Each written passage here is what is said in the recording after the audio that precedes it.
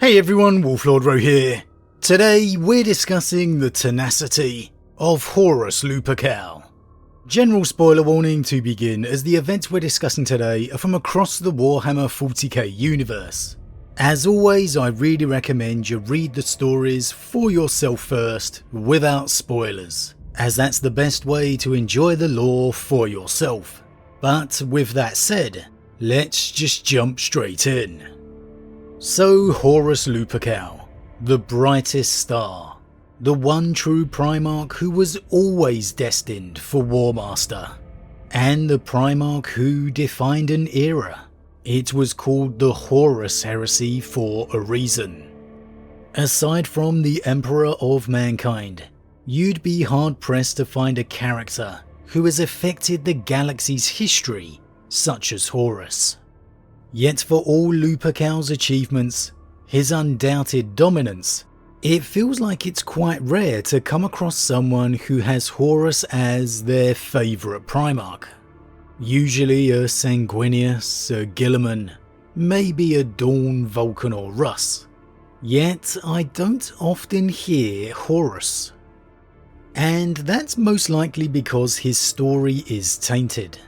From the very beginning, Horus would betray the Emperor. It's a tale we've always known.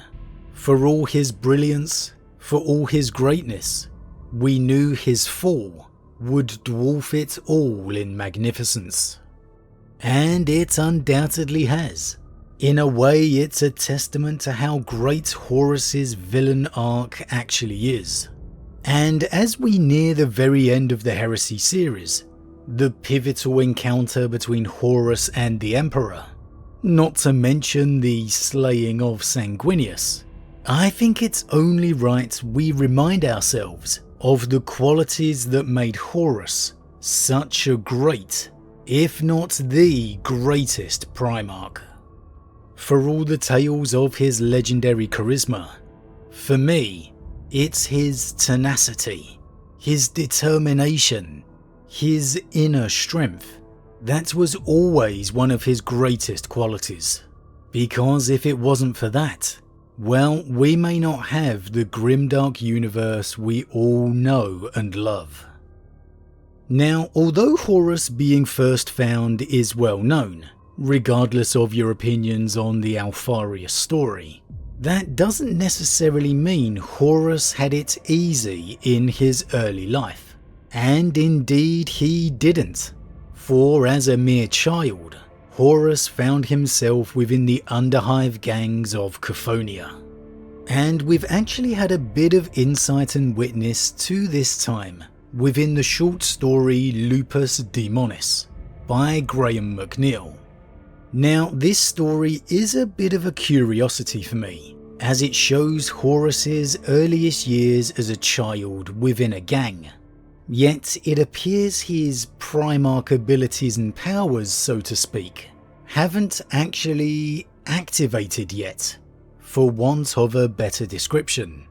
And this always felt a little bit odd for me, as I'd never assumed or considered it was something that needed to be awoken or activated. That it was just simply them, their nature, what they were made as.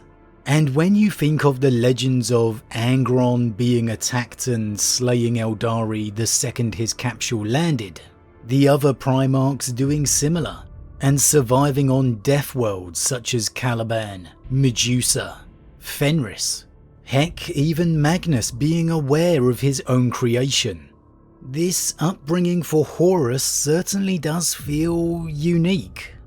It's been a while since I read it, so maybe we'll go back and have a bit of in-depth analysis on it all soon. Maybe we'll do that next week. Yet here, in his earliest years, not only was Horus essentially human, with all the frailties that contains, he was actually pretty small and weak too, called the Runt by the rest of his gang. And as such, he found himself victim to a lot of heavy-handed beatings from the fellow gangers. There's a passage that pretty much sums it up perfectly. Nergui's life meant less than most. He'd been told that as long as he could remember. He was the runt of the clan, a freak of scars, a survivor of wounds no child could possibly survive, a boy whose body refused to grow and develop like the others. Some called him a curse, a changeling left by the evil spirits at Chthonia's heart to torment them. Now, the scars referred to are mainly the scars of Horus's Primarch creation, his body crisscrossed with scars in much the same way the future Astartes would be. But there are those too of the life he has found himself in, and maybe here, in these earliest of years, was where Horus's tenacity was truly formed.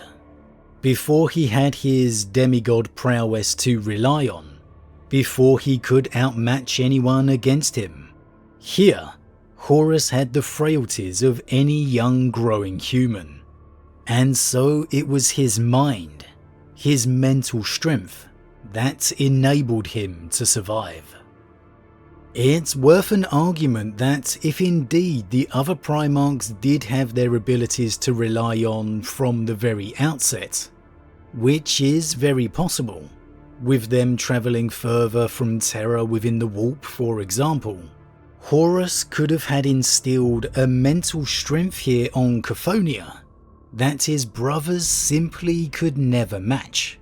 Because for all the horrors and struggles of their upbringings, El Johnsons on Caliban, Angrons on Nuceria, Russes on Fenris, Ferrises on Medusa, they were never truly physically weak. And only in that state can true strength truly be found. Horus Lupercal most definitely had that. Now Horus's power would come, seemingly awakened by a psychic command. It is time. And it's all given rise to theories that maybe Horus never left Terra at all, that it was all a carefully controlled experiment by the Emperor. However, these are conversations for another day. What's certain is that the Primarch emerged was destined for greatness, a greatness no other brother could match. And like any brother, there are dozens of examples of Horus's feats of strength. One of my favourites, his saving of the Emperor within the Great Crusade. As the Emperor fell into a chasm during a conflict against the Orcs, plunging miles towards the world's core, Horus, without a single split second of hesitancy, would leap after him, without a single care for his own safety. It's a great scene and one I really recommend, from the short story The Eye of Terror. However, the two moments revealing his real mental tenacity and inner strength for me actually come from after his betrayal. And this isn't in chronological order here, as the first one I want to discuss is him being stabbed by Russ with the Emperor's spear. And this obviously took place during the novel Wolfsbane. Now that may sound an odd moment to praise Horus for, but for me I think it's very important and a standout moment for his character. To re-summarise the events, with Sanguinius and the Blood Angels' arrival to Terra, Leman Russ felt the time right for him to depart and face Horus. Despite feeling it could well be a suicide mission, it was something he had to try, for his father, and for his first ever brother. The only brother he had ever truly looked up to. And so he does.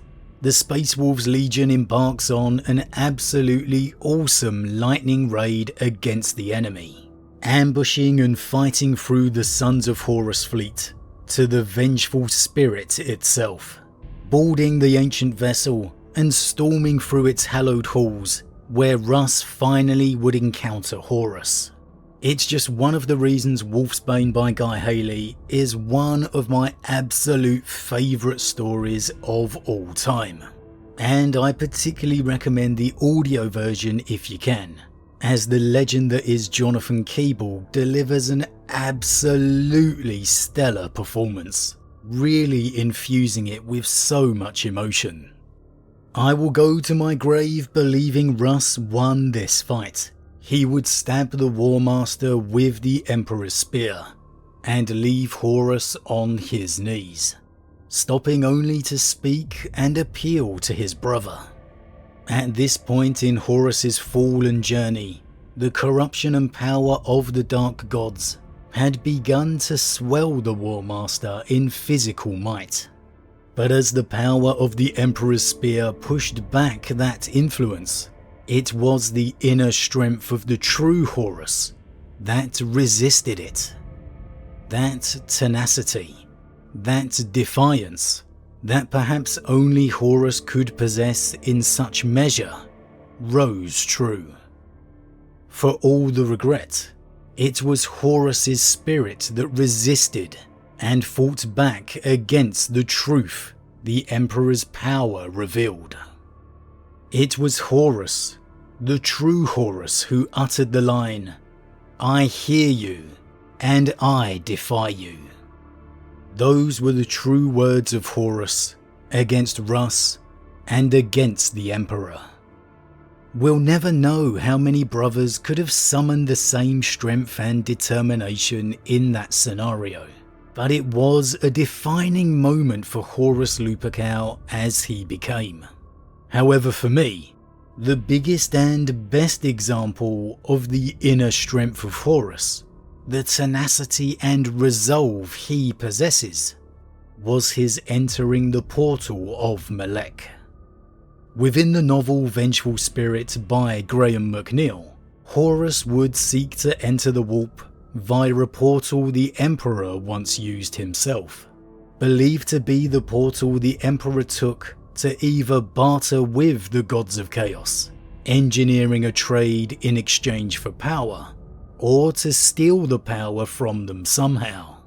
And Horus not only entered this portal, confronting the ruinous powers themselves, but he fought and led their armies for centuries within the warp. In the physical galaxy, Horus appeared to be gone for mere moments, but upon his return, it was clear the experience for him had been something else entirely. Uttering the line, "You're still here," said Horus without looking up, his voice little better than a parched whisper. "You waited for me, after all this time." And then the physical description of him. Horus stood to his full height, and Axeman's eyes widened at the sight of him. The Warmaster had aged. Cophonia had shaped him, moulded him into a warrior of flint-hard lines and cruel beauty. 2 centuries of war had left no mark upon him, but moments beyond the gate had done what the passage of time could not. Silver streaked the stubble upon his scalp, and the grooves at the corner of his eyes were deeper and more pronounced. The face Axeman had devoted his life to serving was now that of an ancient warrior, who had fought for longer than he could ever have imagined, who had seen too much horror, and whose campaigning days had bled him dry. Yet the fire and purpose in his eyes was brighter than ever. This is a moment we've discussed and debated before, but the sheer resolve of Horus here is absolutely astounding. How long must he have been gone for him to be in disbelief at his re-emergence, that his men were still there waiting for him, for him to have physically aged and greyed? On a side note, it's probably the reason I'm being more drawn to Horus as the years go by. Bald, green eyes, stubble getting some silvery grey. He's basically me in Primarch form. But we see now within the current galaxy, Lionel Johnson appearing far older. And that's after 10,000 years. So while maybe not quite that long for Horus, It's clear Horus has been gone for several centuries, most likely well over 1,000 years given his appearance. And all that time, he remained steadfast, determined on his goals, his ambition, when surrounded by demons, by chaos. Within the warp, that's not only no small accomplishment, but tantamount to a miracle. Again, this isn't just Horus operating in the Eye of Terror, akin to the future Russ and Korax. Horus entered the heart of the warp. He encountered the gods of chaos themselves. It's impossible to imagine what he endured, but by far and away my most wished for story of anything within the 40k universe. Can you imagine getting to read the stories of Horus's travels within the warp for most likely over 1,000 years, leading the armies of the gods of chaos against their brothers? Oh man, that would be amazing. And we do get a very brief description later of his memories. His sons told him he'd only been gone moments. How could he tell them different? Molech was a far distant memory to Horus now. He'd fought wars, slain monsters, and defied gods in those moments. He'd wrested the power of those same gods at the heads of vast armies of demons. He'd fought in battles that would rage unchecked for all eternity. He'd won 1,000 kingdoms within the Empyrean, billions of vassals to do with as he pleased. But he'd refused it. Every pleasure and prize was his for the taking, but he'd denied them all. He'd taken the power his father had taken, but he'd done so without deception. He'd taken it by force of arms, and by virtue of his self-belief. There was no bargain made, no promise to honour. The power was his, and his alone. Love Horus or hate him, you cannot deny the accomplishment this was. Something that as we near the end of his journey, it's worth reminding ourselves of. Because it's not simply the powers and corruption of chaos that has led Horus to the very gates of terror. It's his unbridled might, his strength, his determination, all within his mind. And he's quite possibly the only Primarch, for all of the accomplishments and talents of his brothers, who truly could have achieved it. But as always everyone, what do you think? Does Horus possess the greatest mental strength? Has he achieved everything he has thanks to that strength? Or do you see it another way? That Horus has proved himself to possess the weakest mental strength in a way, by falling to chaos, to becoming victim to their temptations and lies. Is Lupercal's entry into the warp the greatest feat of mental strength he has performed, facing down gods and fighting campaigns within the nightmare of the warp, for centuries no less? Or perhaps will the confrontation against his father prove to be even greater? As always everyone, leave your thoughts in the comments below. Huge thank you to all my subscribers, your support truly means a lot to me, it really does. If you're new, please consider subscribing to help the channel grow. And if you enjoyed this particular vid, then why not drop a like on it too. But with that said, I am off, and I'll see you all again real soon.